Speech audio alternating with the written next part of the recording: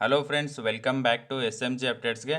Friends ನೋಡಿ, R D P R ಇಲಾಖೆಯಿಂದ 1056 ಹುದ್ದೆಗಳದ್ದು notification ಆಗುತ್ತೆ. ಇದರಲ್ಲಿ ನೋಡಿ ಪಿ ಡಿ ಒ ಇದೆ, ಎಸ್ ಡಿ ಇದೆ, ಎಫ್ ಡಿ ಇದೆ, ಮತ್ತು ಗ್ರೇಡ್ 1 ಸೆಕ್ರೆಟರಿ ಮತ್ತು ಗ್ರೇಡ್ 2 ಸೆಕ್ರೆಟರಿ ಇದೆ. ಸೊ ಇಷ್ಟೆಲ್ಲ ನೋಡಿ ಕೆ ಇ ಕಡೆಯಿಂದ ನೋಟಿಫಿಕೇಶನ್ ಆಗುತ್ತೆ. ಆಲ್ರೆಡಿ ನೋಡಿದ್ದೀರಾ ನೀವು, 24/7/2026 ಕೆ ಇಗೆ ಪ್ರಪೋಸಲ್ ಬಂದಿದೆ 1056 ಹುದ್ದೆಗಳದ್ದು. ಇವಾಗ ನೋಡಿ ಮತ್ತೆ 150 ಏನು ಪಿ ಡಿ ಒ ಹುದ್ದೆಗಳಿದೆಯಲ್ಲ, ಈ ಬಾರಿ ನೋಡಿ ಕೆ ಇ ಕಡೆಯಿಂದ ನೋಟಿಫಿಕೇಶನ್ ಆಗುತ್ತೆ. ಯಾಕಂದರೆ ಗ್ರೂಪ್ ಸಿ ಸಿಲೆಬಸ್ ಏನಿರೋ ಹುದ್ದೆಗಳಿದಾವಲ್ಲ, ಸೊ ಅದನ್ನೆಲ್ಲನೂ ಕೆ ಇದವರು ನೋಟಿಫಿಕೇಶನ್ ಮಾಡ್ತಾರಂತ ಹೇಳಿದ್ದಾರೆ. ಆದ ಕಾರಣ ನೋಡಿ ಈ ಟೈಮು ಪಿ ಡಿ ಒ ಹುದ್ದೆದು ನೋಟಿಫಿಕೇಶನ್ ಏನಿದೆಯಲ್ಲ ಅದು ಕೆ ಇ ಕಡೆಯಿಂದ ಆಗುತ್ತೆ. ಮತ್ತು ನೋಡಿ ತುಂಬ ಜನ ಕೇಳ್ತಿರೋದು ಯಾವುದಂದರೆ ಮತ್ತೆ ಎ ಇ ಮತ್ತು ಜೆ ಇದು. ಯಾಕಂದರೆ 4-5 ವರ್ಷದಿಂದ ಆರ್ ಡಿ ಪಿ ಆರ್ ಇಲಾಖೆಯಿಂದ ಎ ಇ ಜೆ ಇದು ಕಾಲ್ ಮಾಡಿಲ್ಲ. ಸೊ ನೋಡಿ, ಇದು ಇನ್ನೂ ಆರ್ಥಿಕ ಇಲಾಖೆಯಿಂದ ಅನುಮೋದನೆ ಸಿಕ್ಕಿಲ್ಲ. ಆದ ಕಾರಣ ಇನ್ನೂ ಕೆ ಇಗೆ ಪ್ರಪೋಸಲ್ ಬಂದಿಲ್ಲ. ಒಂದ್ಸಲ ಅನುಮೋದನೆ ಸಿಕ್ಕ ಮೇಲೆ ಪ್ರಪೋಸಲ್ ಹೋಗಿದೆ, ಅನುಮೋದನೆ ಸಿಗೋಕ್ಕೆ ಪ್ರಪೋಸಲ್ ಹೋಗಿದೆ, ಬಟ್ ಅನುಮೋದನೆ ಆರ್ಥಿಕ ಇಲಾಖೆಯಿಂದ ಅನುಮೋದನೆ ಸಿಕ್ಕಿಲ್ಲ. ಸೊ ಅದು ಅನುಮೋದನೆ ಆದಮೇಲೆ ಕೆ ಇಗೆ ಪ್ರಪೋಸಲ್ ಬರುತ್ತೆ.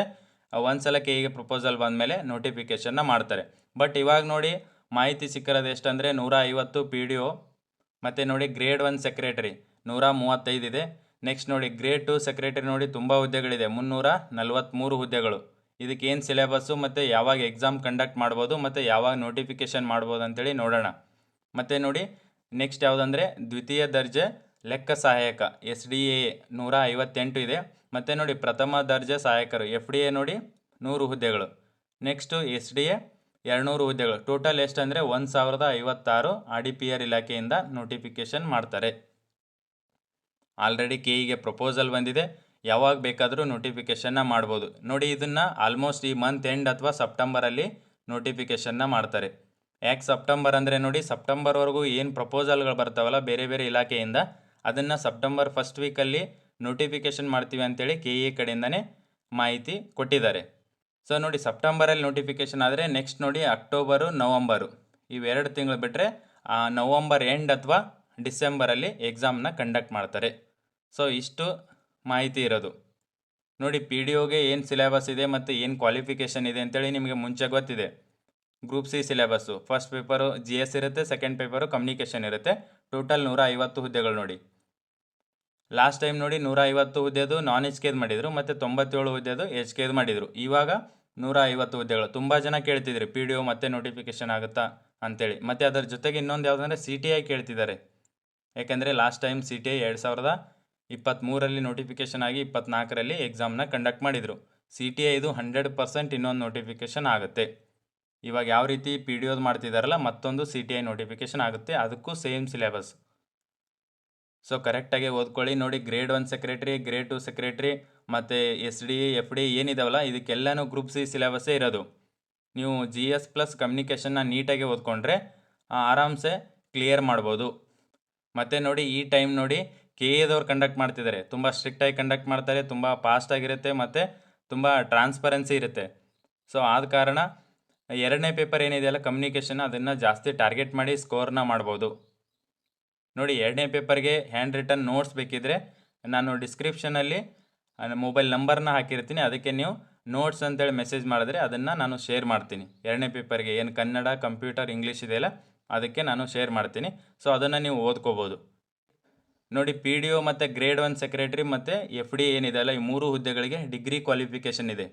ಡಿಗ್ರಿ ಕಂಪ್ಲೀಟ್ ಆಗಿರಬೇಕು ಅಂದರೆ ಮಾತ್ರ ಹಾಕ್ಬೋದು. ಯಾಕೆಂದರೆ ಇದು ಡಿಗ್ರಿ ಲೆವೆಲ್ ಗ್ರೂಪ್ ಸಿ.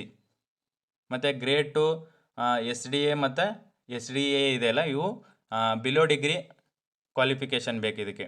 ಅಂದರೆ ನೀವು ಪಿ ಯು ಸಿ, ಡಿಪ್ಲೊಮಾ ಅಥವಾ ಅದಕ್ಕೆ ಇಕ್ವಿಲೆಂಟ್ ಆಗಿ ಯಾವುದಾದ್ರೂ ಮಾಡಿದರೆ ಸೊ ಅದಕ್ಕೆ ನೀವು ಎಲಿಜಿಬಲ್ ಆಗ್ತೀರಾ.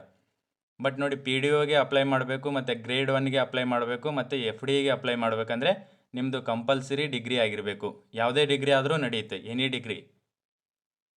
ಸೊ ಕಂಟಿನ್ಯೂ ಸ್ಟಡಿ ಮಾಡಿ. ಸೆಪ್ಟೆಂಬರಲ್ಲಿ ನೋಟಿಫಿಕೇಷನ್ ಮಾಡೋ ಚಾನ್ಸಸ್ ಇದೆ. ಯಾಕಂದರೆ ಸೆಪ್ಟೆಂಬರ್ವರೆಗೂ ಹೇಳಿದ್ದಾರೆ ಅವರು, ಸೆಪ್ಟೆಂಬರ್ವರೆಗೂ ಏನು ಪ್ರಪೋಸಲ್ ಬರ್ತಾವಲ್ಲ ಸೆಪ್ಟೆಂಬರಲ್ಲಿ ನೋಟಿಫಿಕೇಷನ್ ಮಾಡ್ತೀವಿ ಅಂತ ಕೆ ಇ ಕಡೆಯಿಂದನೇ ಹೇಳಿರೋದು. ನೆಕ್ಸ್ಟ್ ನೋಡಿ ನಾನು ಹೇಳಿದ್ದೀನಿ ಅಕ್ಟೋಬರ್ ನವಂಬರ್ 2 ತಿಂಗಳು ಟೈಮ್ ಕೊಡ್ತಾರೆ. ನವಂಬರ್ ಎಂಡ್ ಅಥವಾ ಡಿಸೆಂಬರಲ್ಲಿ ಎಕ್ಸಾಮ್ನ ಕಂಡಕ್ಟ್ ಮಾಡ್ತಾರೆ. 2 ತಿಂಗಳಿಗೆ ಎಕ್ಸಾಮ್ನ ಕಂಡಕ್ಟ್ ಮಾಡ್ತಿದ್ದಾರೆ. ನೀವು ಪ್ರೀವಿಯಸ್ ಎಲ್ಲ ನೋಡಿರ್ಬೋದು. ಪಿ ಸಿದು, ವಿ ಎ ಓದು, ಲ್ಯಾಂಡ್ ಸರ್ವೇದು 2-3 ತಿಂಗಳು ಮ್ಯಾಕ್ಸಿಮಮ್ ಟೈಮ್ ಕೊಟ್ಟಿದ್ದಾರೆ. ಸೊ ಇವಾಗ ನೋಡಿ ನೆಕ್ಸ್ಟ್ ಮಂತಲ್ಲಿ ನೋಟಿಫಿಕೇಷನ್ ಆದರೆ ನವಂಬರ್ ಎಂಡ್ ಅಥವಾ ಡಿಸೆಂಬರಲ್ಲಿ ಎಕ್ಸಾಮ್ನ ಕಂಡಕ್ಟ್ ಮಾಡ್ತಾರೆ. ಕಂಟಿನ್ಯೂ ಸ್ಟಡಿ ಮಾಡಿ. ಇವಾಗ ನೋಡಿ ಏನು ಗ್ರೂಪ್ ಸಿ ಸಿಲೆಬಸ್ ಓದ್ತಿದ್ದೀರಲ್ಲ VAOಗೆ, ಸೊ ಅದೇ ಸಿಲೆಬಸ್ ಇರುತ್ತೆ. ಸೊ ಅದನ್ನೇ ಇನ್ನೊಂದು ಸ್ವಲ್ಪ ಡೆಪ್ತಾಗಿ ಓದಬೇಕು. ಯಾಕಂದರೆ ಇವು ಡಿಗ್ರಿ ಲೆವೆಲ್ ಏನು PDO ಇದೆ, ಡಿಗ್ರಿ ಲೆವೆಲ್ ಇದೆಯಲ್ಲ, ಅದಕ್ಕೆ ಡೆಪ್ತಾಗಿ ಕ್ವಶನ್ಗಳನ್ನು ಕೇಳ್ತಾರೆ PDOಗೆ ಮತ್ತು ಗ್ರೇಡ್ 1 ಸೆಕ್ರೆಟ್ರಿ ಮತ್ತು FDAಗೆ.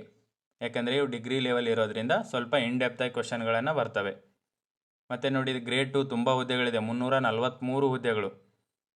ಮತ್ತು AE ಇದು ಹೇಳಿದ್ದೀನಿ, ಅದನ್ನು ಆರ್ಥಿಕ ಇಲಾಖೆಯಿಂದ ಅನುಮೋದನೆ ಸಿಕ್ಕ ಮೇಲೆ ಅದು KE ಕಡೆಯಿಂದ ನೋಟಿಫಿಕೇಷನ್ ಆಗುತ್ತೆ. JE ನೋಡಿ KE ಕಡೆಯಿಂದನೇ ಆಗುತ್ತೆ. AE ಇನ್ನೂ ಕನ್ಫರ್ಮ್ ಇಲ್ಲ. KPSC ಅವರಾದರೂ ಮಾಡ್ಬೋದು, KEದವರಾದರೂ ಮಾಡ್ಬೋದು. ನೋಡಿ ಇಷ್ಟು ಹುದ್ದೆಗಳದು ಆಲ್ರೆಡಿ KEಗೆ ಪ್ರಪೋಸಲ್ ಬಂದಿದೆ. ಲಾಸ್ಟ್ ಮಂತ್ 24ಕ್ಕೆ ಪ್ರಪೋಸಲ್ ಬಂದಿದೆ. ಸೊ ಅವರು ಪ್ರಪೋಸಲ್ ಬಂದರೆ ನೋಡಿ ಒಂದು ಟೈಮ್ ಟೇಬಲ್ನ ರೆಡಿ ಮಾಡ್ಕೊತಾರೆ. ಸೊ ಯಾವಾಗ ನೋಟಿಫಿಕೇಷನ್ನು ಮತ್ತು ಯಾವಾಗ ಎಕ್ಸಾಮ್ ಕಂಡಕ್ಟ್ ಮಾಡ್ಬೇಕಂತೇಳಿ, ಅದನ್ನು ಬಿಟ್ಟರೆ ಮುಗೀತು, ನೆಕ್ಸ್ಟ್ ನೋಟಿಫಿಕೇಷನ್ನ ಮಾಡ್ತಾರೆ. ಸೊ ನೋಡಿ ಇವಾಗ KEಗೆ ತುಂಬ ಹುದ್ದೆಗಳದ್ದು ಪ್ರಪೋಸಲ್ ಬರ್ತಿದೆ. ಯಾಕಂದರೆ ಗ್ರೂಪ್ ಸಿ ಅವರೇ ಮಾಡ್ತಾರಂತ ಹೇಳಿದ್ದಾರೆ. ಗ್ರೂಪ್ ಸಿ ಹುದ್ದೆಗಳಂದರೆ ತುಂಬ ಹುದ್ದೆಗಳಾಗುತ್ತೆ. ಸೊ ಅದನ್ನೆಲ್ಲ ನೋಡಿ ಒಂದು ಕ್ಯಾಲೆಂಡರ್ ರೆಡಿ ಮಾಡ್ತಾರೆ. ಫಸ್ಟ್ ಕ್ಯಾಲೆಂಡರ್ ರೆಡಿ ಮಾಡಿ ಈ ಡೇಟಿಗೆ ಒಂದು ನೋಟಿಫಿಕೇಷನ್ ಮತ್ತು ಈ ಡೇಟಿಗೆ ಒಂದು ಎಕ್ಸಾಮ್ ಅಂತೇಳಿ ಕಂಪ್ಲೀಟಾಗಿ ರೆಡಿ ಮಾಡ್ಕೊಂಡ್ಮೇಲೇ ನೋಟಿಫಿಕೇಷನ್ ಮಾಡೋದವರು. ಸೊ ಇವಾಗ ಪ್ರಪೋಸಲ್ ಬಂದಿದೆ ಅಂದರೆ ಪ್ರಿಪ್ರೇಷನ್ ಸ್ಟಾರ್ಟ್ ಆಗಿರುತ್ತೆ. ನೆಕ್ಸ್ಟ್ ಮಂತಲ್ಲಿ ನೋಟಿಫಿಕೇಷನ್ ಮಾಡ್ಬೋದು. ಈ ಮಂತ್ ಎಂಡಲ್ಲಿನೂ ಮಾಡಿದ್ರೂ ಮಾಡ್ಬೋದು. ಬಟ್ ಅವ್ರು ಹೇಳಿರೋ ಪ್ರಕಾರ ಸೆಪ್ಟೆಂಬರ್ ಫಸ್ಟ್ ವೀಕ್ ಅಂತ ಹೇಳಿದ್ದಾರೆ. ಆಲ್ಮೋಸ್ಟ್ ಅಲ್ಲಿ ಆಗುತ್ತೆ. ಅದರ ಜೊತೆಗೆ ನೋಡಿ ಇನ್ನೂ ಯಾವುದಂದರೆ PSI ಇದೆ, ESI ಇದೆ. ESI ನೋಡಿ ಆಲ್ಮೋಸ್ಟ್ ಅದನ್ನು ಸೆಪ್ಟೆಂಬರಲ್ಲಿನೇ ನೋಟಿಫಿಕೇಷನ್ ಮಾಡ್ತಾರೆ. ಅದಕ್ಕೆ ಪೇಪರ್ 1 ಮಾತ್ರ ಇದೆ, GS ಪೇಪರ್ ಇದೆ. ಸೊ ಅದಕ್ಕೆ ಡೆಪ್ತಾಗಿ ಓದ್ಕೊಂಡ್ರೆ ಇಲ್ಲಿ PDOಗೂ ಹೆಲ್ಪ್ ಆಗುತ್ತೆ, FDAಗೂ ಹೆಲ್ಪ್ ಆಗುತ್ತೆ, ESIಗೂ ಹೆಲ್ಪ್ ಆಗುತ್ತೆ, PSIಗೂ ಹೆಲ್ಪ್ ಆಗುತ್ತೆ.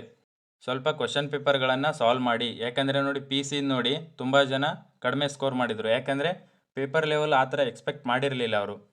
ಪ್ರೀವಿಯಸ್ VAO ಮತ್ತು ಗ್ರೂಪ್ E ಮಾಡಿದರೆ, SDA ಮಾಡಿದರೆ, FDA ಮಾಡಿದರೆ, ಅದನ್ನೆಲ್ಲ ಸಾಲ್ವ್ ಮಾಡಿದ್ರೆ ಗೊತ್ತಾಗುತ್ತೆ KEದವ್ರು ಯಾವ ಥರ ಕ್ವಶನ್ಗಳನ್ನು ತೆಗಿತಾರೆ ಅಂತೇಳಿ, ಎಲ್ಲಿಂದ ತೆಗಿತಾರೆ, ಕರೆಂಟ್ ಅಫೇರ್ಸ್ ಯಾವುದ್ರ ಮೇಲೆ ತೆಗಿತಾರೆ.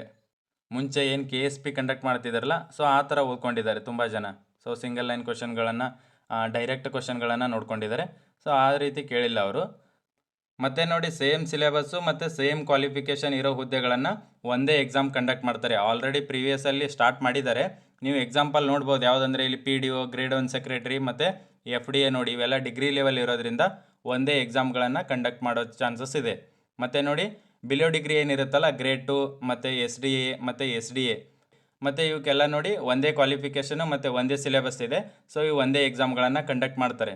ನೋಡಿ ಈ ಥರ ಒಂದೇ ಎಕ್ಸಾಮ್ ಕಂಡಕ್ಟ್ ಮಾಡೋದ್ರಿಂದ ಪೋಸ್ಟ್ಗಳು ಜಾಸ್ತಿ ಸಿಗ್ತವೆ. ಸೊ ನಿಮ್ಮದು ಸ್ಕೋರ್ ಸ್ವಲ್ಪ ಜಾಸ್ತಿ ಆಗಿದ್ದರೆ ಈ PDOದಲ್ಲಿ ಆಗಲಿಲ್ಲ ಅಂದರೆ ನೆಕ್ಸ್ಟ್ ಗ್ರೇಡ್ 1ಅಲ್ಲಿ ಸೆಲೆಕ್ಟ್ ಆಗ್ಬೋದು, ಇಲ್ಲಾಂದರೆ FDAಯಲ್ಲಿ ಸೆಲೆಕ್ಟ್ ಆಗ್ಬೋದು. ಈ ಥರ ಪೋಸ್ಟ್ಗಳು ಜಾಸ್ತಿ ಸಿಗ್ತವೆ. ಸೊ ಕಂಟಿನ್ಯೂ ಸ್ಟಡಿ ಮಾಡಿ. ಇದೇ ಸಿಲೆಬಸ್ ಇದೆ. ಇವಾಗೇನು ಗ್ರೂಪ್ ಸಿ ಇದೆಯಲ್ಲ, ಅದನ್ನೇ ಕಂಟಿನ್ಯೂ ಮಾಡಿ. ಯಾವಾಗ ಬೇಕಾದರೂ ನೋಟಿಫಿಕೇಷನ್ ಮಾಡಿ ಎಕ್ಸಾಮ್ನ ಕಂಡಕ್ಟ್ ಮಾಡ್ತಾರೆ. ಒಂದು 3 ರಿಂದ 4 ತಿಂಗಳು ಮ್ಯಾಕ್ಸಿಮಮ್ ಟೈಮ್ ಸಿಗೋದು ನಿಮಗೆ ಇಲ್ಲಿಂದ. ಸೊ ಕರೆಕ್ಟಾಗಿ ಓದ್ಕೊಳ್ಳಿ. ನೋಡಿ RDPR ಇಲಾಖೆಯಿಂದ ನೋಟಿಫಿಕೇಷನ್ ಆಗ್ತಿಲ್ಲ ಅಂತೇಳಿ ತುಂಬ ಜನ ಕೇಳ್ತಿದ್ರು. ಬಟ್ ನೋಡಿ ಪ್ರಪೋಸಲ್ ಅಂತೂ ಬಂದಿದೆ, ಯಾವಾಗ ಬೇಕಾದರೂ ನೋಟಿಫಿಕೇಷನ್ನ ಮಾಡ್ಬೋದು. ನೋಡಿ ಈ ವಿಡಿಯೋದಲ್ಲಿ ಇಷ್ಟು ಇನ್ಫಾರ್ಮೇಷನ್ ಇತ್ತು. ನೆಕ್ಸ್ಟ್ ಮತ್ತೊಂದು ವಿಡಿಯೋದಲ್ಲಿ ಬೇರೆ ಇನ್ಫಾರ್ಮೇಷನ್ನ ಅಪ್ಡೇಟ್ ಮಾಡ್ತಿರ್ತೀನಿ. ಓಕೆನಾ? Thank you friends.